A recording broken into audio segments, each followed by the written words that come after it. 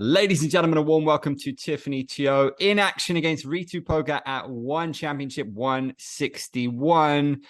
First fight at atomweight. I remember speaking to you a while back. You wanted Ritu Phogat, and this is what you got. Are you pleased to see something that you wanted and actually get it in this instance?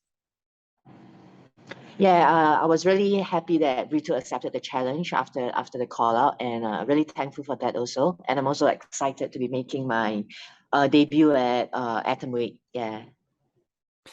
You had a little bit of trouble outside of the circle and you weren't able to compete for a while. Is that all sorted now? Are you completely healthy, focused, happy? And are we going to see more of you in action, do you think, now? Yeah, definitely. So that was also the main reason why I wanted to go down to atomweight, because there's just more girls in that division. It's a stacked division, and there's just nothing much going on in the strawweight division. And I feel great. I feel like I'm in my prime now, and I definitely want to make use of that and compete as often as I can. Yeah. One aspect that might be a bit surprising is that Ritu's not in the top 5. Do you think that's a bit harsh that she wasn't placed in the top 5 given her achievements in recent years? Yeah, I was quite surprised because when I first called her out, I remember seeing her, in the top 5 rankings, which is also one of the main reasons why I called her out. Yeah, and then after a few months later, the rankings changed, and I don't know, the rankings just didn't really make sense to me. Like there were some fighters, I'm like, I didn't really know who they were. Yeah, so but I mean, I called her out and she accepted that challenge, so I'm still down for that. Yeah. Well, she's still a massive name, both in the division and globally. Is this a matchup that suits you quite well? We know what she's like as a wrestler. That's quite famous, you could say. But in terms of striking, can she hang with you, do you think? Yeah, we'll find out in a couple of days, I guess, because her last loss was against a good striker, and she has taken quite a long time off, a layoff from competing too. So I'm sure that over the past few months, she has probably made some changes to the game, and I'm sure she realized that striking is definitely something that she has to work on, as a complete MMA fighter. So I'm not putting anything past her. So I'm ready for the best version of Ritu. Yeah. Do you find it funny or interesting when you hear other fighters describe your skill set? I'm sure I've heard you being described as a striker before, but I've also seen how great your grappling is over the years. Which area of your game are you most pleased with, or do you see yourself as stronger in a certain area?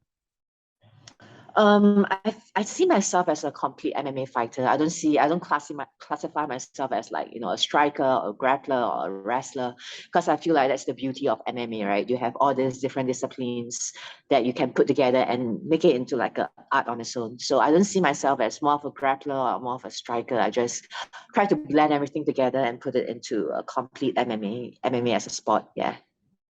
Ritu often gets criticized for her striking. Do you think she might have a chip on her shoulder about that? I saw in SCMP MMA, I think, her saying that she wants to try to knock you out. Is she kind of on a fool's errand if she tries to do that? I mean, she can try. I mean, a lot of fighters have tried to say that or do that, right? I mean, I've went against some of the best striker in both division. Meng Po, she was formerly from the atomweight division, came up to straw. I went against her, and she couldn't knock me out. I went against Panda twice. She couldn't knock me out too, and so she can try, but we'll see how it goes. Yeah. Is there anything that you see in your head? Do you see yourself submitting Ritu? We know Stamp got the surprise submission and she's not seen as a submission artist. You're probably seen as much stronger in that department than Stamp is. Or do you think it's more likely that you knock her out? I feel like there's a 50-50, like 50-50 on each side, depending on how the fight goes. If it goes to the ground, I'm confident of submitting her on the ground, even off my back, or even maybe control on the ground. We have never seen Ritu in back position. We have always seen her trying to take goals down because she's primarily a wrestler, and that's how most of her fight goes. Just her trying to go for the takedown, control, ground and pound.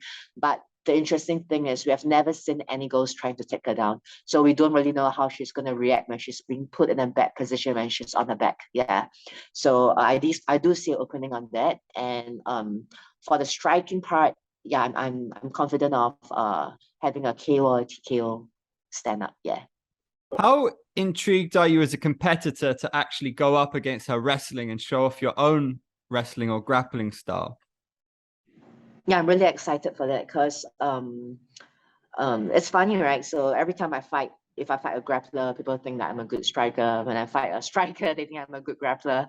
So now if I fight a wrestler, yeah, they might think that I'm a good wrestler too. Yeah, so like Ritu has good wrestling, but I feel like our wrestling is on par when it comes to the context of MMA. Because with MMA, it's so different, right? It's not just about being able to wrestle, but how do you put it all together into how do you implement your wrestling with the threats of strike involved with with push kicks and kicks? How do you close the distance? And I feel that in that sense, I have better MMA wrestling. Like I feel like I can close the distance better to set up my strikes, to set up my takedowns better. Yeah.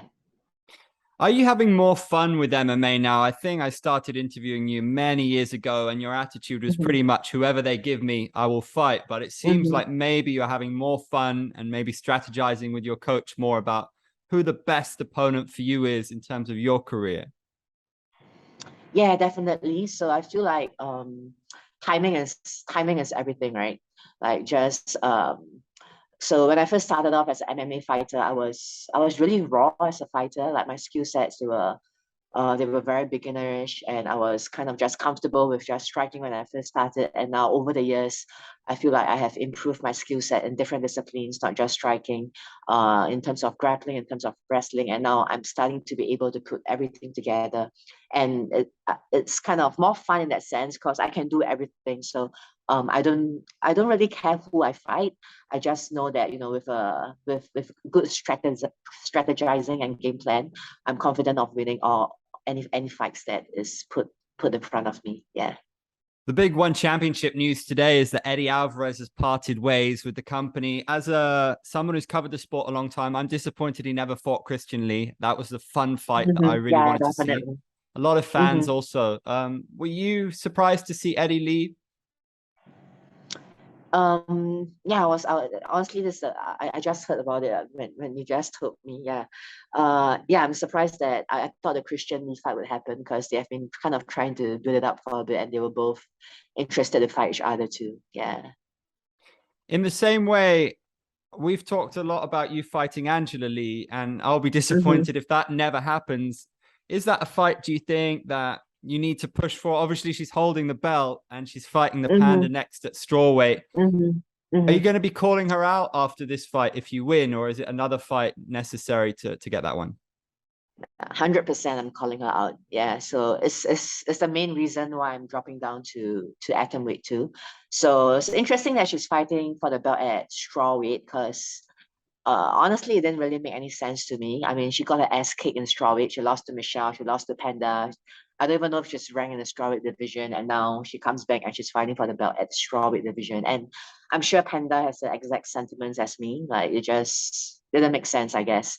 Yeah. And but at the same time, I guess it's good that she's fighting at strawweight. So I kind of got two bases covered, right? I'm at atomweight now. I'm the top contender at strawweight. And if I win this fight, I think it only makes sense for it to happen. Yeah. I'm looking forward to a serious promo coming then in this call out Yeah, because yeah, you've got the me too, Singapore me too. connection. It's going to be a classic. We've hmm been waiting a long time. Does she beat hmm Panda, do you think, in the trilogy? Um, Looking at their evolution over the years, I'm leaning more towards Panda. So I feel like Panda has evolved more as an MMA fighter over the years, and not just that, even the type of fights that the type of fighters that she has been fighting. So we have seen her fighting Michelle, Ayaka, and they are all like kind of grappling specialists, which is kind of more of what Angela is, right? Because Angela, she's primarily a grappler and she likes to bring it to the ground. So I feel like Xiong has more experience in that sense. She's prepared for what's going to come, and she has managed to sharpen her takedown defense with the past few fights that she has been working on. And Angela, she won her last fight against Stan, but we see a huge loophole in the game, which is the body shot. And if I were in Xiong's camp, it's no brainer that it's something that I would definitely capitalize on. Yeah. Aside from the champ, aside from Angela, who interests you? There's a lot of cool fights. I mean, Ham Xiaohe is a legend of the game, in my opinion. You've got Denise, who's really Mm-hmm. strong. Jihin, the cross causeway rivalry. There's all sorts Mm-hmm. happening there. Who interests you the most, do you Mm-hmm. think, aside from Angela? I would say Jihin and Stam would be interesting matchups. Yeah. So yeah, for Jihin mainly it's because Singapore versus Malaysia, everyone likes a rivalry between Singapore and Malaysia.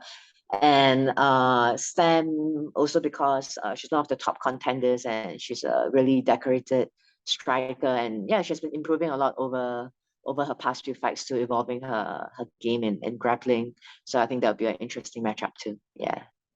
No one's really been able to touch you except for the Panda. So do Mhm. you see her as kind of your Mount Everest in your career, that one day you have to conquer that peak? Or how do you look at the Panda now? Or is it just something that it's a chapter closed? What happens with her?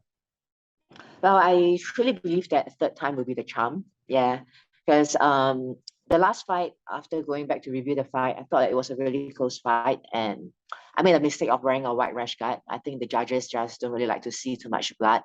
Yeah, so I mean, yeah, we'll see how it goes. Hopefully, the third fight comes, and I believe the third fight will be the charm. Yeah. Maximum respect. Always good to see you. And it's going to be a cracker of a fight with Ritu. Really looking forward to it.